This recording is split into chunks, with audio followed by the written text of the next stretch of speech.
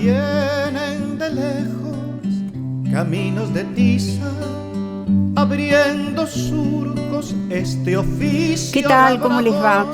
Bueno, sabemos que la preocupación de muchos docentes es cómo enseñar a pensar, cómo dar oportunidades para que los chicos piensen. Nuestro programa de hoy tiene bastante que ver con esto. Fuimos al encuentro de la licenciada Fabiana Orge, que es responsable de Juegotecas Barriales. Vamos a ver un video y vamos a conocer cómo lo trabajan nuestros invitados, los tres profesores de filosofía, Julián Macías, Gabriel Vinazzi y Úrsula Pose. Nuestro tema de hoy, filosofía entre niños. Así lo presentamos. Cuando hablamos de filosofía, ¿pensamos solo en los grandes filósofos? Sócrates, Platón, Aristóteles. ¿Pensamos solo en los adultos que estudian filosofía? ¿O también es posible que los niños tengan la experiencia y la oportunidad de filosofar? Transitamos una época en la que tanto en los medios de comunicación como en el uso de la tecnología, la velocidad es muy valorada. Pero, ¿se puede pensar velozmente? ¿Y es posible pasar de una escuela que da respuestas a una que habilita las preguntas?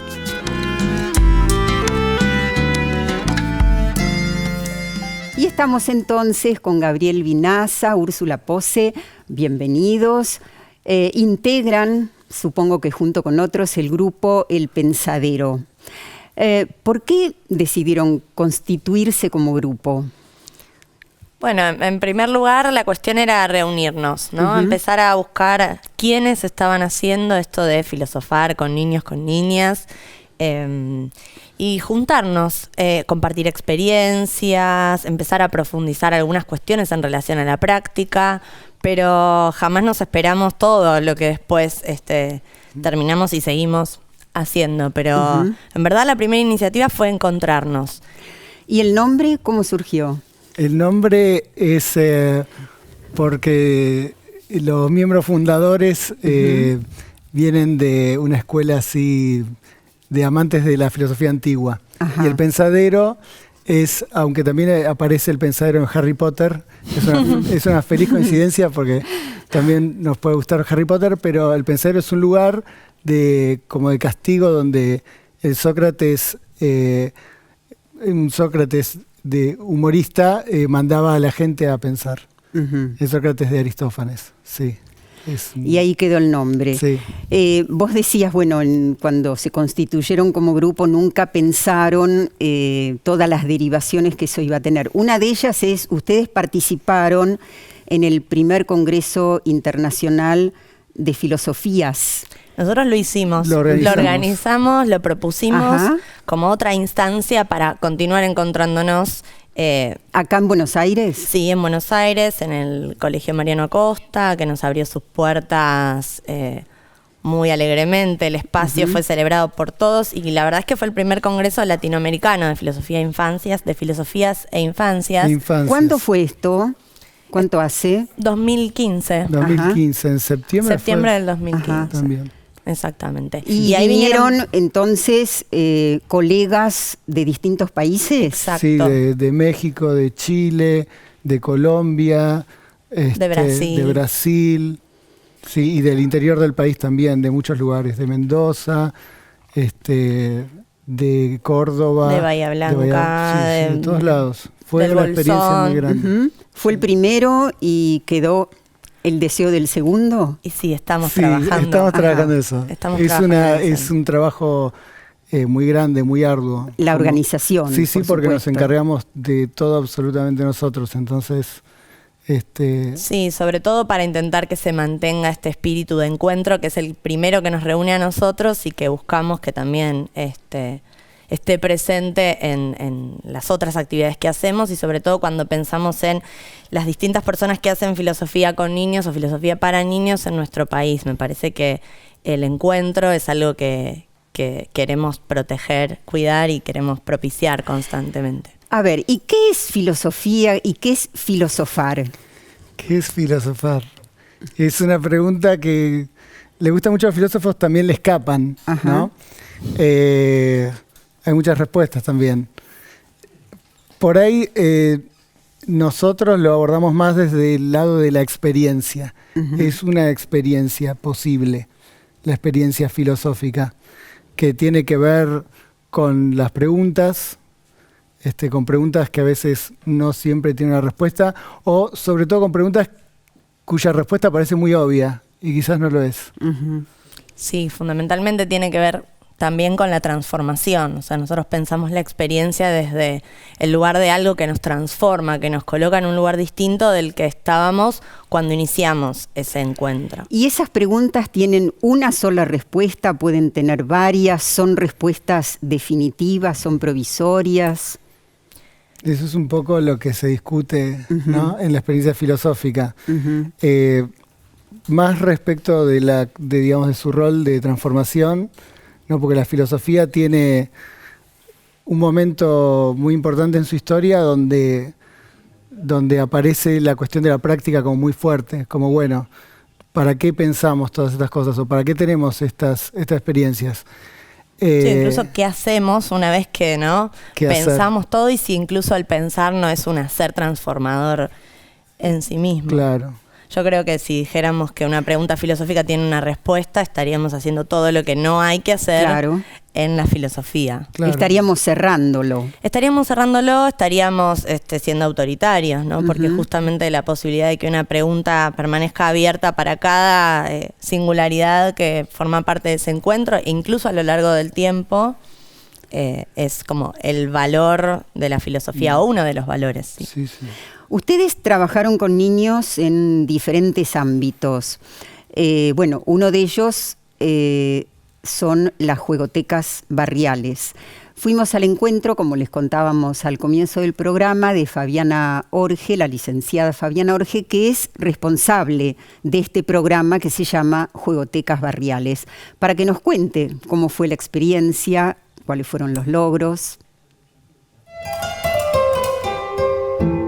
El proyecto de Juegotecas ofrece a los chicos de la ciudad de Buenos Aires un espacio donde poder venir a jugar con otros a lo que se quiere, con quien se quiere, con lo que se quiere, dentro de un marco de juego libre y un marco de juego organizado con las propuestas que hacen los docentes, las diversas propuestas que hacen los docentes. La experiencia de filosofía con niños en Juegotecas surge de un encuentro que se dio justamente desde el pensadero, buscando insertarse en nuevos espacios, y desde el programa Juegotecas por buscar nuevas alternativas lúdicas para ofrecerle a nuestra comunidad, a nuestros chicos y chicas.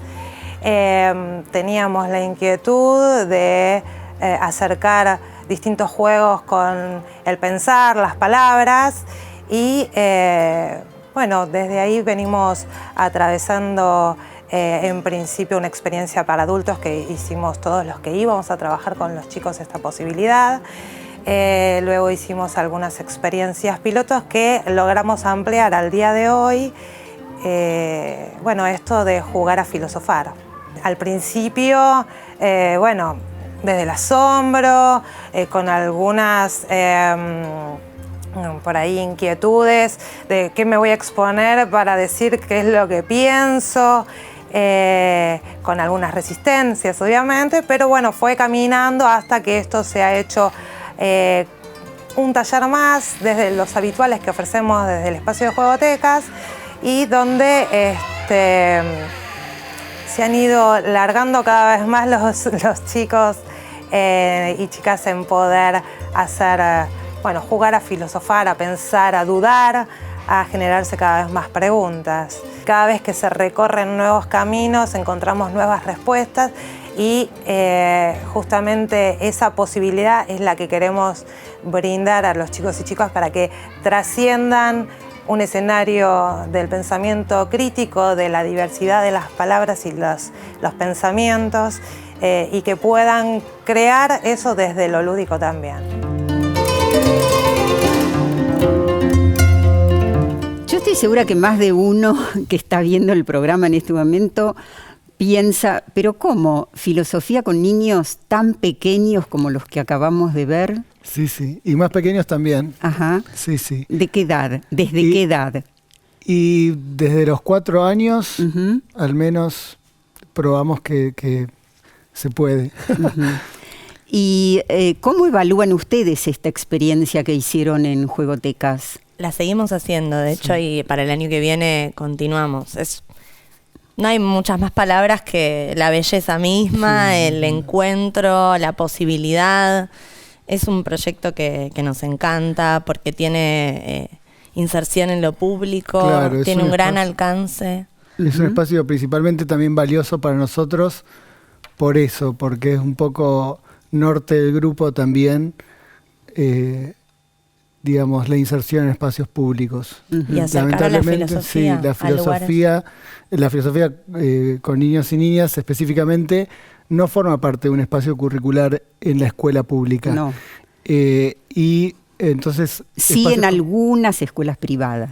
Sí, en algunas también contadas. Pero no como escuelas programático, sino en general Claro. como algo extra programático. Claro, entonces para nosotros es muy valioso un espacio, digamos, de integración, un lugar, un espacio que es público.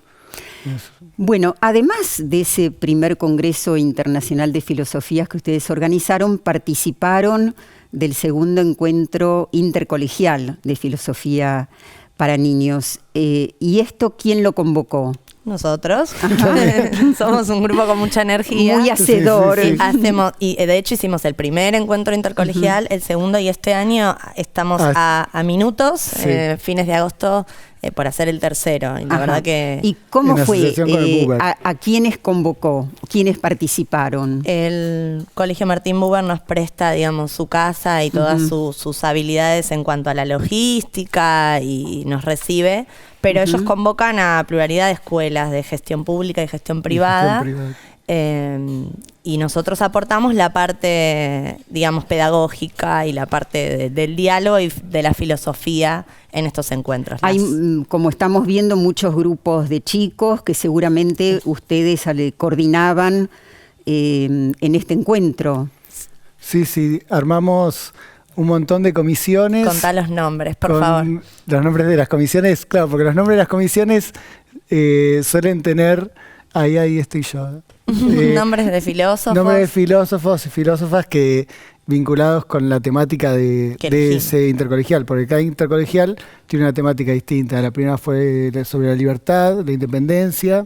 Porque fue en el momento en donde estábamos trabajando el Bicentenario. El Bicentenario, luego tecnología, y ahora viene el nuevo sobre identidad y comunidad. Entonces todas las distintas comisiones tienen nombres. ¿Qué querías decir? ¿Los de Nombres ahora de o los filósofos, pasados? eso, nombres de filósofos. Nos parece Ajá. que está bueno también que los chicos... ¿Que los eligen ustedes o Sí. los chicos? Los elegimos Los nosotros. elegimos Ajá. nosotros, pero solemos hacer un acercamiento en las comisiones a, bueno, quiénes fueron estas personas, sobre todo, más que una cuestión biográfica, qué pensaron, qué preguntas se hicieron. Y los chicos les encanta porque además ponemos en la voz de los filósofos eso. Y Sí. Cuando vos decís qué pensaron, qué preguntas se hicieron, yo retomo algo que decíamos al comienzo del programa. Esta es una época en la que la velocidad es algo muy valorado, desde los medios, la velocidad en la tecnología, y bueno, antes en la escuela también era algo muy valorado. Podía una docente decir, los 3 primeros que terminan tienen 10. Pero llevándolo a la filosofía con niños, ¿se puede pensar velozmente? Digamos, también es un tema importante dentro de la filosofía con niños y niñas, específicamente la cuestión del tiempo. Tiempo, digamos, si hablamos de una experiencia, hablamos de que se tienen que dar ciertas condiciones. Hay condiciones de posibilidad del filosofar. Y entonces hay que entrar en un tiempo un poco distinto, desconectado, que posibilite ese flujo de pensamiento. ¿Qué otras condiciones tiene que haber? Yo agregaría en relación incluso a la temporalidad, la necesidad de dar tiempo al otro, dar tiempo al otro. Y a uno mismo, supongo. A uno mismo para empezar a revisar sus preconceptos, empezar a desandar los símbolos, los signos, las palabras con las que nos comunicamos en la vida cotidiana y que en el contexto de la comunidad de indagación empiezan a tener nuevos significados, empiezan a enredarse distinto. Entonces hay un dar y un darse tiempo para el pensamiento y para hacer algo con otros, para crear. Para el otro, claro. Ustedes trabajan entonces con la palabra y también trabajan con algunos recursos, ¿no es cierto? Bueno, en el próximo bloque vamos al encuentro de Julián Macías y conoceremos uno de esos recursos. Vienen de lejos caminos de tiza, abriendo surcos. Estamos con Julián Macías, también integrante del grupo El Pensadero. Bienvenido, Gracias. Julián. ¿Cuántos son? En la actualidad somos 15 ya. Ajá. Arrancamos un grupito, digamos, de 7, 8 personas. Socios fundantes. Sí, que como comentaron mis compañeros, fue por iniciativa, digamos, de encontrarnos y empezar a pensar ciertas prácticas que veníamos haciendo de manera aislada. Ya ahora en octubre vamos a cumplir 5 años y de a poco el grupo se ha ido ampliando y ya en la actualidad somos 15 personas con vistas a seguir creciendo porque afortunadamente está habiendo mucho trabajo y muchos proyectos para realizar. Trabajo en escuelas públicas, en escuelas privadas, seguramente. Lo que te iba a preguntar es, a veces cuando se hace un taller, es un taller único, ¿no? De una vez. A veces los talleres tienen continuidad.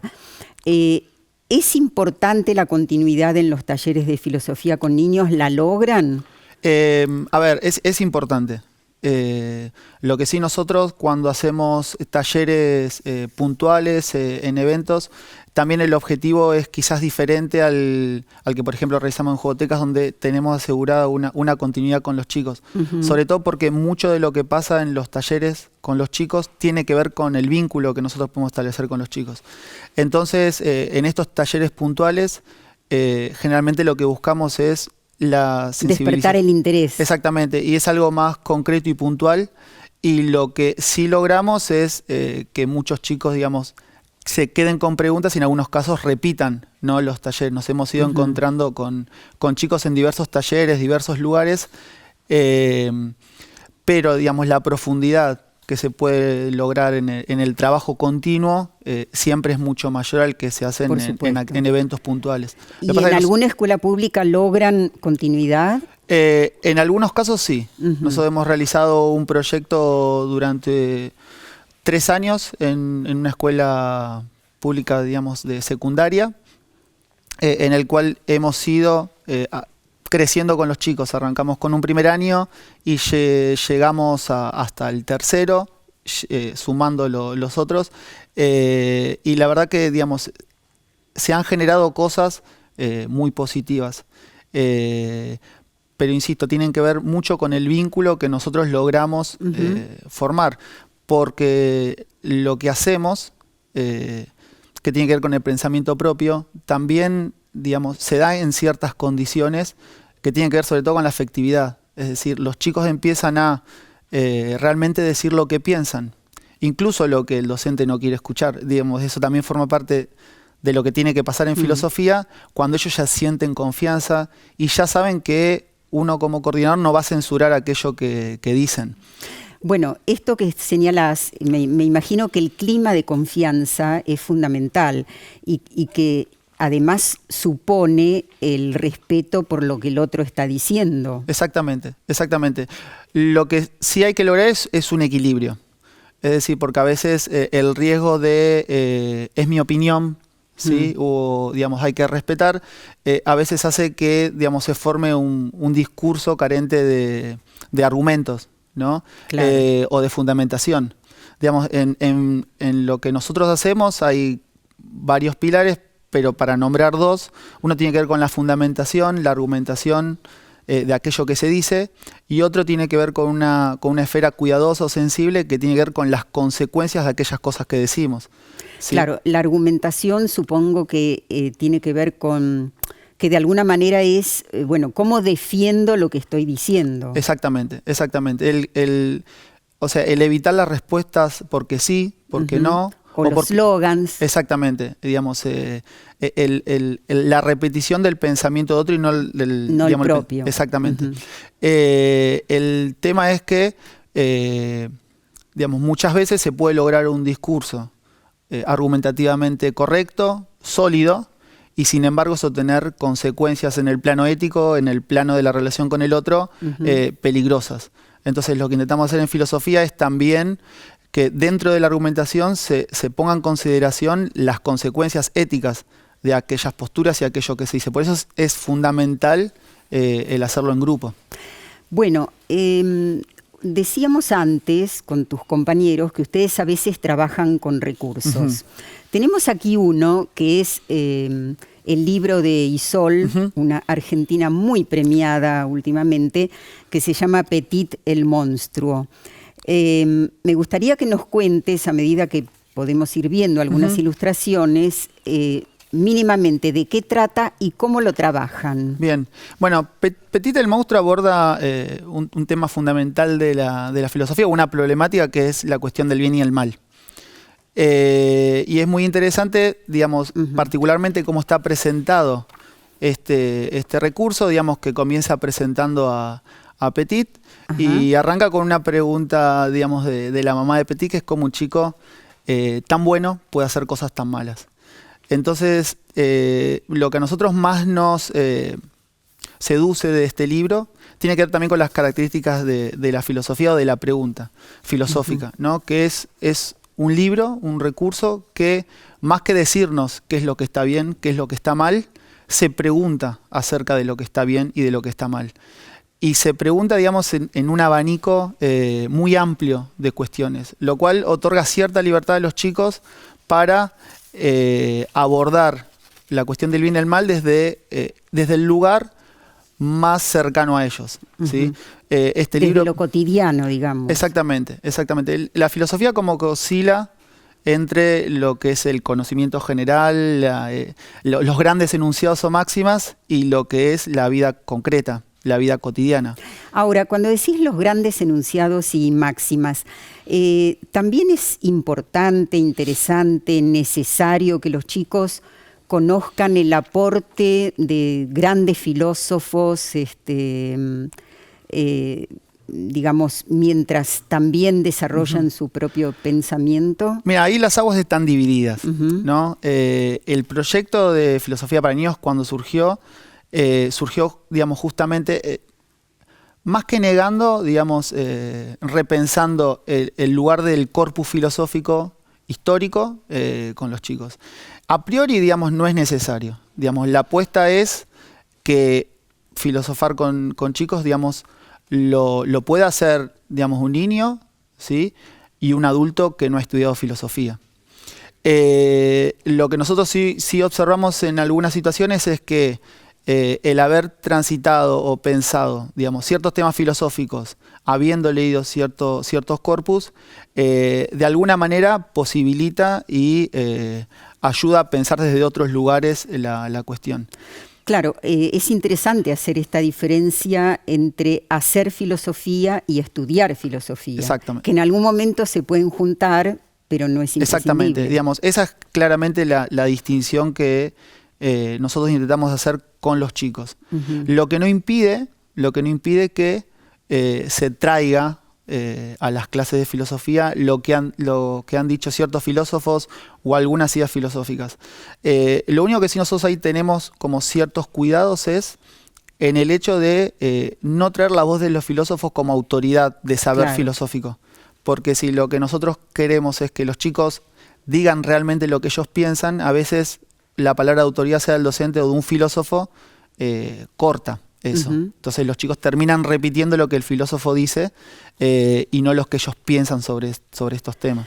Bueno, después nos vas a contar qué cambios se observan en un grupo de niños que hacen filosofía desde el primer encuentro hasta algunos muy posteriores, ¿sí? Bueno. ¿Te quedas con nosotros? Sí, por supuesto. Y nos reencontramos enseguida también con Gabriel Vinazza y Úrsula Pose. Vienen de lejos caminos de tiza, abriendo surcos Seguimos entonces y vimos hace un momento uno de los recursos con los que trabaja el grupo El Pensadero, el libro de Isol, y vamos a compartir ahora con ustedes un video que se llama Bridge, Puente, y también conoceremos entonces todo lo que esto suscita en los chicos.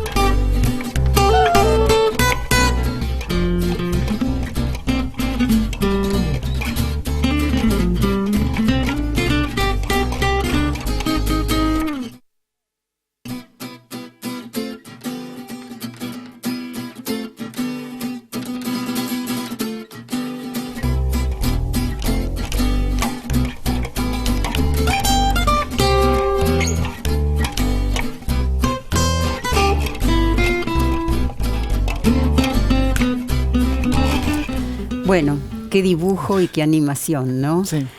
¿Qué pasa con esto y los chicos? Bueno, este recurso, por ejemplo, en particular, lo que nos permite es poner, digamos, en situación de pensamiento, situaciones cotidianas, digamos, escolares. Y no solamente escolares, sino también por fuera del cuerpo, de la escuela. Y por otra parte, nos permite introducir un aspecto de la filosofía que históricamente ha sido relegada, que es la cuestión del cuerpo. Uh-huh. ¿Sí? Este es un recurso que nosotros solemos frenarlo antes de que los personajes resuelvan el conflicto que se les plantea al final. Para que piensen posibles desenlaces, soluciones. Y no solamente que las piensen, sino también que las resuelvan. Entonces, por ejemplo, en el medio de la ronda trazamos una línea con una cinta de papel y ponemos a los chicos en los extremos y tienen que lograr pasar sin salir de las líneas. Y es después interesante las vías que ellos encuentran de resolución que no se parecen para nada a las que finalmente acontecen en el corto. Entonces ahí hay como también un choque entre tan fácilmente lo resolvimos nosotros como es que termina así. Y eso ahí ya nos deja en la antesala de una pregunta. Es un video interesante porque no hay palabras, hay que poder leer actitudes y gestos. Exactamente. ¿No? O sea, eso también, digamos, de alguna manera nos permite a nosotros abordar como la tercer pata, que es el aspecto creativo, ¿no? Puesto en la acción. Y por otro lado también plantea ciertas cuestiones filosóficas ligadas, por ejemplo, a los sentimientos, a la gestualidad. Al poder, la venganza. Es decir, generalmente nosotros cuando trabajamos con chicos, no vamos con un tema, sino que llevamos algún recurso que permita abordar los temas que a los chicos más les interesa con eso que nosotros llevamos. ¿Es indistinto que ustedes propongan los temas o que los propongan los chicos? En líneas generales eso tiene que ver con algo que comentaban hace un rato, con la evolución, si se quiere, con el proceso de una comunidad de indagación. En general, al menos en mi experiencia, empiezan a proponer recursos más atinados o más propicios para la problematización a medida en que van consolidándose en cuanto a comunidad de indagación. Depende más de, a veces, digamos, del contexto. Por ejemplo, si es un espacio en el que sabemos que vamos a tener continuidad o es una comunidad en la que ya venimos trabajando. Hay que hacer un cierre. Es distinto, claro, pero en un evento, por ejemplo, en un taller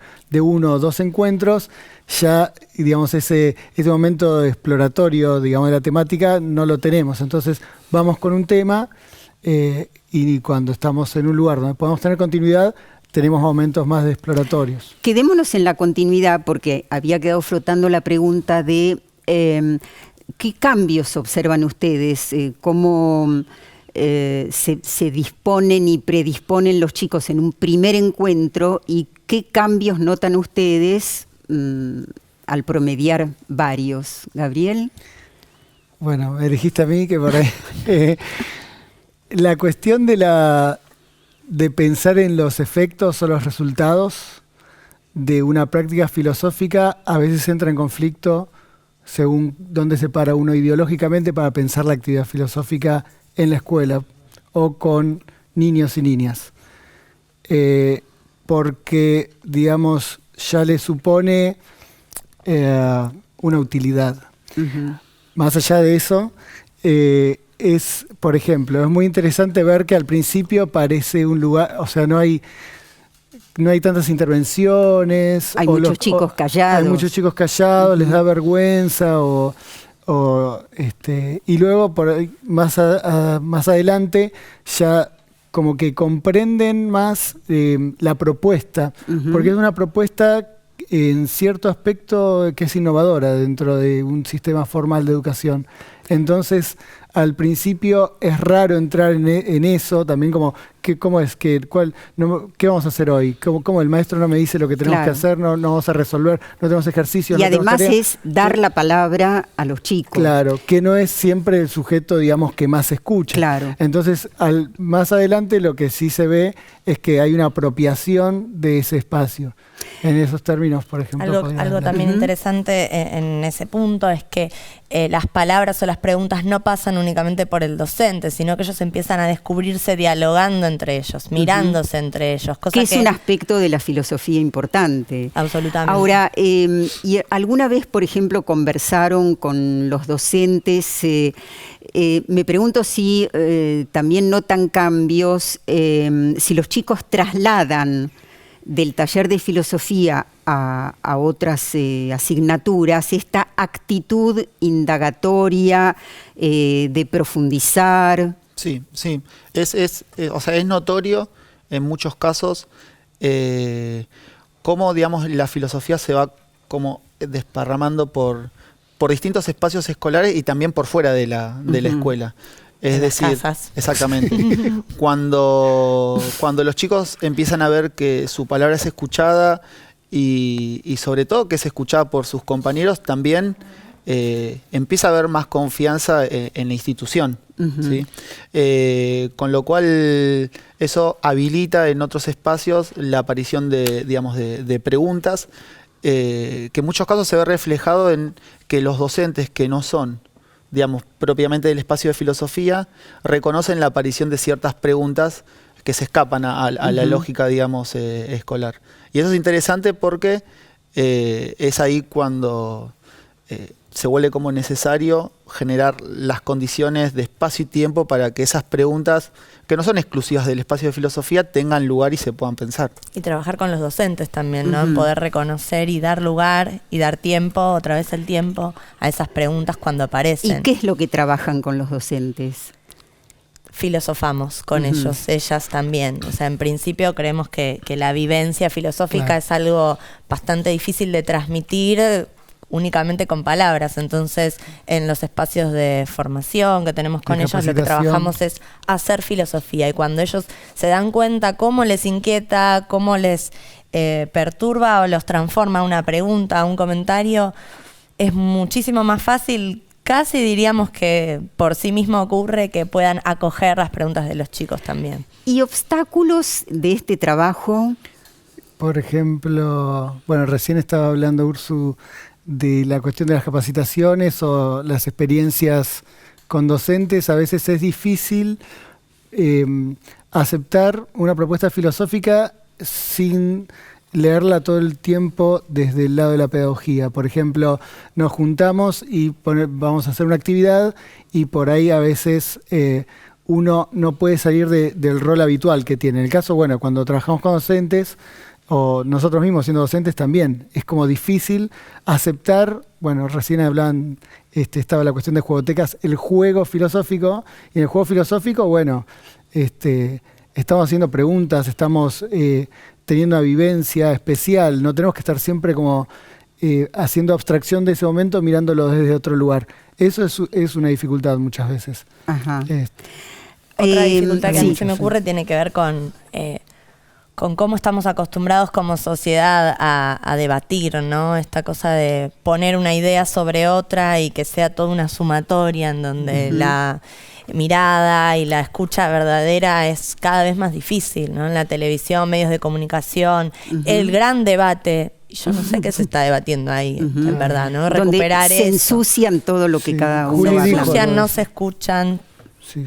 Juli dijo algo de eso, que digamos, como un diálogo filosófico no necesariamente es cada uno tiene su opinión. De hecho, si algo no es eso. En ese sentido, ¿Y estamos... qué es un diálogo filosófico?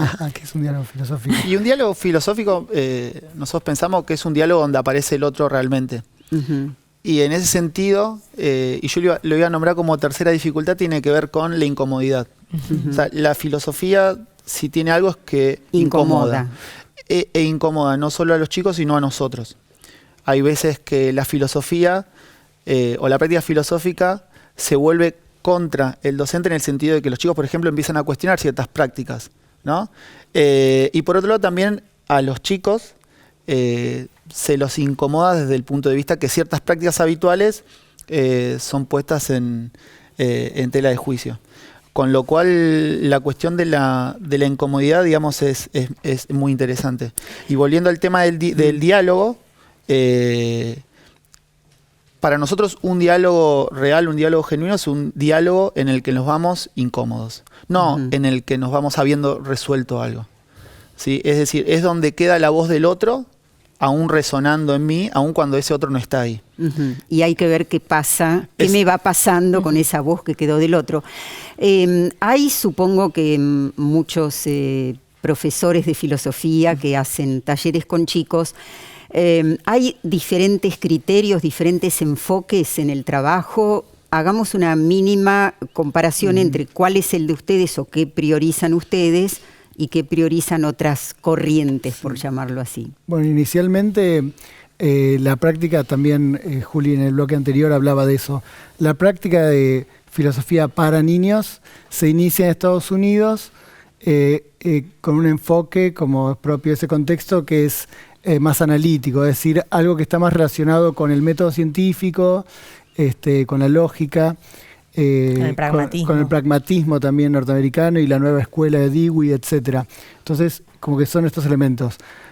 Luego hubo acá en Latinoamérica una recepción más ligada a la filosofía, entonces, como los analíticos dicen, continental, es decir, con temáticas más existenciales, más que valoran distinto la experiencia, que cuestionan el pragmatismo, no el pragmatismo, pero sí cierto resultadismo o una lógica argumentativa muy abstracta, como fuera de cualquier contexto, por ejemplo, también. Es lo mismo hacer filosofía con niños en Estados Unidos, en Nueva York, que hacerla en Brasil en la escuela pública. Entonces, nosotros, digamos, nos ¿Dónde se sitúan? Nos inscribimos Contanos más brevemente. bien en la herencia de esta, digamos, de esta apropiación crítica, ¿no? Donde también se cambia el para por el con, filosofía con y no filosofía para, que supone como una adecuación de la filosofía para un sujeto, y el con establece cierta horizontalidad, es decir, Claro. hago filosofía con, no le adapto a filosofía para. Bien, bueno, tenemos todavía una oportunidad más. En el próximo bloque también vamos a conocer un último recurso con el que trabaja el pensadero y vamos redondeando estas ideas alrededor de filosofía con niños. Vienen de lejos caminos de tiza, abriendo surcos este oficio. Bueno, y había quedado pendiente la pregunta de la función del coordinador en los talleres de filosofía con niños. Propiamente es esa, es la de coordinar y no la de enseñar un contenido previo, o sea, un contenido que el docente ya sabe.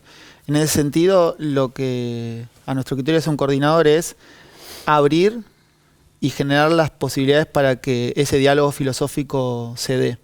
Esto implica habilitar, digamos, la palabra para todos los chicos, que es algo que también se va viendo que con el correr de los talleres se va logrando cada vez más. Detener la mirada y el pensamiento en ciertas cuestiones, el repreguntar. Desenredar algunos sentidos que las palabras tienen como encriptados o incluso petrificados por el sentido común, ¿no? Permitir ese desatar, ayudar a los chicos a hacer esa operación. Pero igual queremos marcar que es problemático, que es un coordinador. De hecho, es algo que marca muchísimo las reapropiaciones que se han hecho y cómo se concibe a la filosofía con o para niños en su totalidad, el rol del coordinador. Y sucede que en los primeros encuentros hay burlas en relación a lo que un chico dice o se lo desestima. ¿Y qué hacen en esas circunstancias? Yo creo que depende mucho de cada grupo. Cada grupo tiene su identidad o va haciéndose su propia identidad con el correr de los encuentros.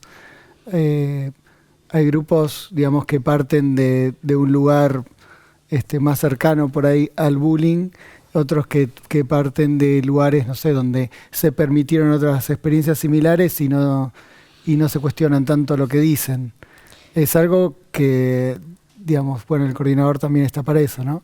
Porque la palabra del otro es lo más valioso de cada encuentro.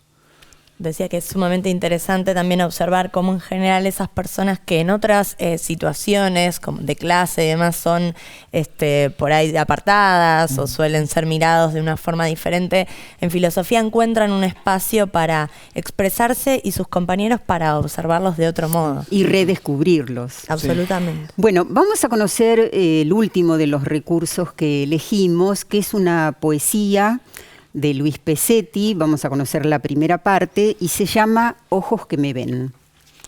A veces mi cuerpo no me gusta y no me gusto. En algunas fotos y más, en filmaciones. Despierto sacudido. Me veo con los ojos de quienes me dejarían pasar sin elegirme. Mi cuerpo es un error. Se equivocó. Por su culpa no van a quererme. Estoy atado, obligado, tallado en mi cuerpo.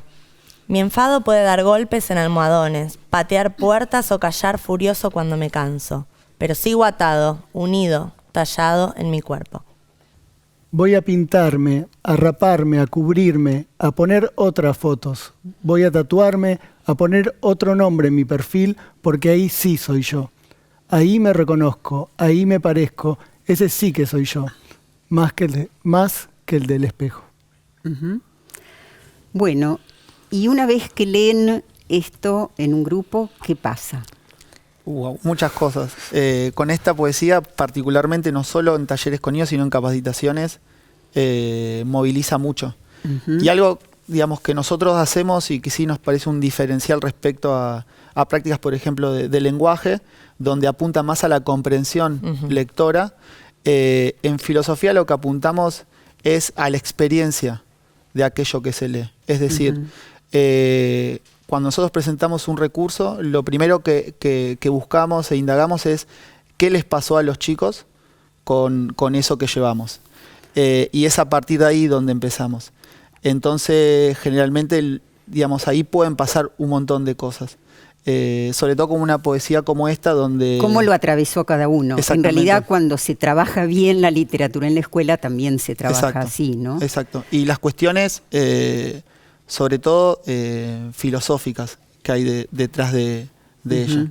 Cómo se concibe el cuerpo. Acá puede aparecer tranquilamente la cuestión de la dualidad mente-cuerpo o la no dualidad. Nos sorprende a veces cómo desde la herencia filosófica estamos acostumbrados a pensar el cuerpo, digamos, y la mente por separado, y los chicos muchas veces colocan a la mente en este lugar también, ¿no? Me imagino con una poesía así, qué clima de intimidad se crea en un grupo, ¿no? Sí, bueno, gran parte del trabajo, que es algo medio paradójico, porque es un poco el objetivo, pero un poco también lo necesario para poder hacer filosofía, es que haya una comunidad, que se conforme una comunidad.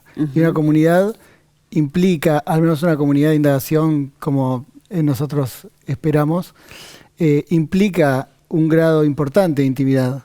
Y sobre todo también para decir lo que uno piensa, pero incluso...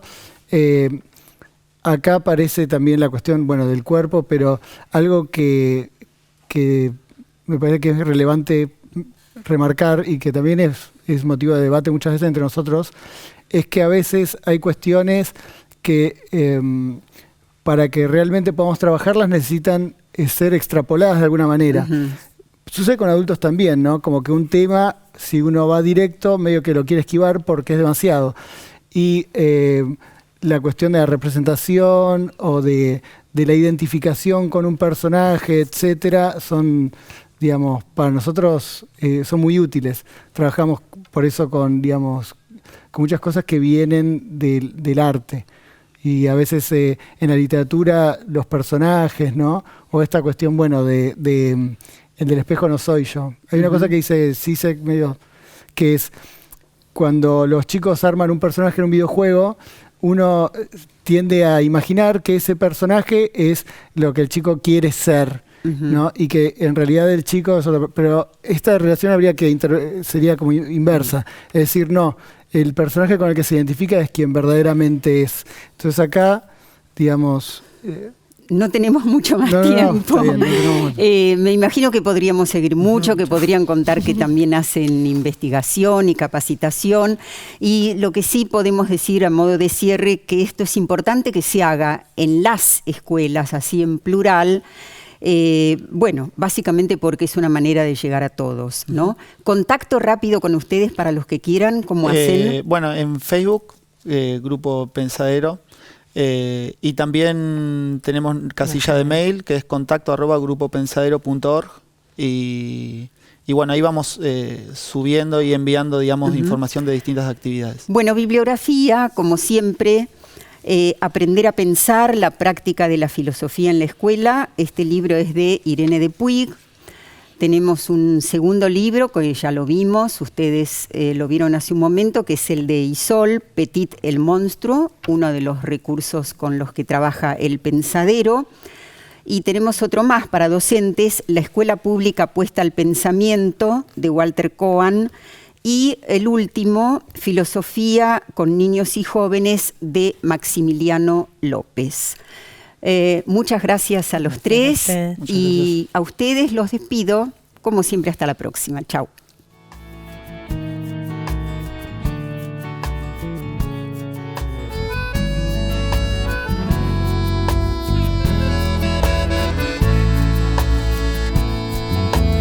Mochila al hombro, cuaderno nuevo, pájaro de papel. Se busca escuela que deje huella y abrigue bien.